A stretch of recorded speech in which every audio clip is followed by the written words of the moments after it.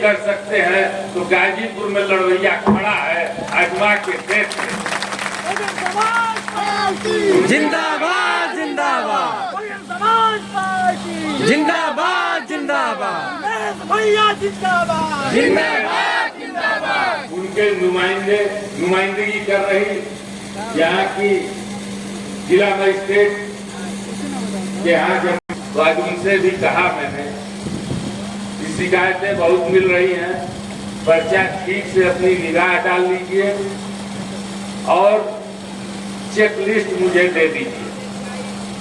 कोई कमी हो तो अभी बता दीजिए, वरना हमारा संघर्ष जो चलता है वो लगातार सरकारों के खिलाफ ही रहता है।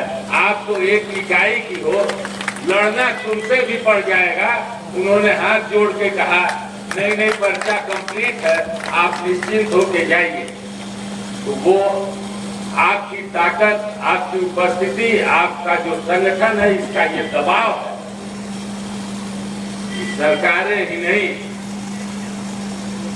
पूरा सिस्टम दबाव महसूस कर रहा है और ये महसूस कर रहा है कि गाजीपुर जिले में बहन जी ने जिसको आशीर्वाद दिया है वह प्रत्याशी बड़ा मजबूत है और वहाँ का संगठन भी बड़ा मजबूत है और चुनाव जीत की तरफ अग्रसर हो रहा है। मित्रों, कुछ लोगों ने मुझसे पूछा आपकी लड़ाई किससे है। मैंने साफ कर दिया लोगों से, जिले की जनता जिसके साथ खड़ी हो उसी से पूछ लो कि लड़ कौन रहा है। दोनों प्रत्याशी आपस में लड़ रहे हैं जमानत बचाने के लिए और दूसरे तीसरे स्थान पर आने के लिए। जिले की जनता एक तरफ खड़ी है, उसका ये मानना है कि उन दोनों माफियाओं से लड़ने में गजानन ही हम लोगों की रक्षा करेंगे और हाथी चुनाव चिन्ह पर वो अपना समर्थन और बटन दबा करके एक तरफा लड़ाई का रूप मोड़ दिया है। अब लड़ाई यहाँ नहीं रह गई। चुनाव शुरू होने के पहले कुछ और स्थिति रही होगी। 2 साल से बीना मुश्ती चल रही थी। जितने दल थे देश में, दोनों दूरी बना रहे थे।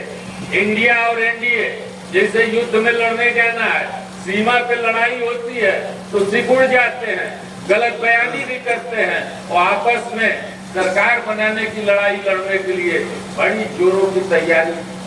तमाम क्षेत्रीय दलों को लेने के लिए दोनों राष्ट्रीय दल अपने अपने खेमे में करने के लिए बड़े परेशान थे और तमाशा भी बनाए हुए थे।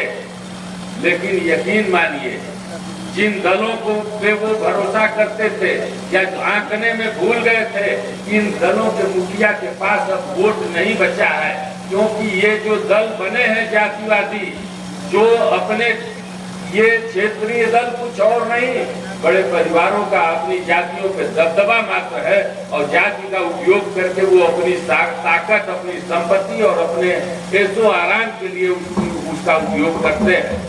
आप देख लीजिए, उत्तर प्रदेश में जितने भी क्षेत्रीय दल है, क्षेत्रीय दलों की अलग संस्कृति होती है, राष्ट्रीय दलों का तो एक राष्ट्र धर्म होता है।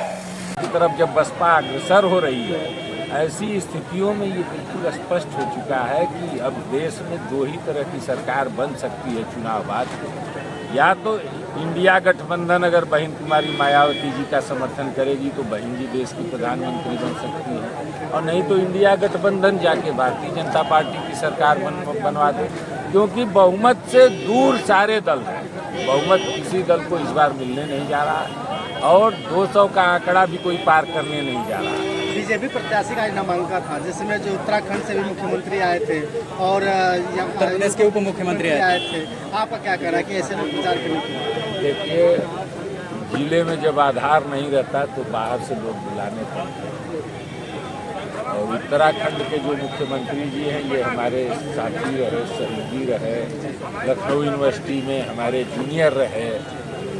और लेकिन यह है कि वो गुजरात लॉबी के खास आदमी हैं, चुनाव हार जाने के बाद भी मुख्यमंत्री हैं। तो भाजपा में ऐसे ही लोगों की जगह है जिनकी अपनी रीढ़ बची न हो। गुजरात लॉबी के कहने पे वो काम करते हैं। रीढ़ वाले नेताओं को गुजरात लॉबी में ने, जैसे रमन सिंह को हटा दिया गया, शिवराज चौहान को हटा दिया गया, विजया राजे सिंधिया को हटा दिया गया। अगला नंबर योगी आदित्यनाथ का है। अगर सरकार बनी तो ये लड़ रहे हैं 4-6 साल से, लेकिन इस बार सरकार बनी तो अगला नंबर योगी जी का है। तो स्थापित नेताओं के साथ जो ये दुष्कर्म कर रही है भारतीय जनता पार्टी की चीफ लीडरशिप, इस बार सब मिल के पटकने वाले हैं। सर, गाजीपुर में आपसे लड़ाई किसकी है? देखिए, हमारी लड़ाई में यहाँ कोई है ही नहीं, दोनों लड़ाई से बाहर है।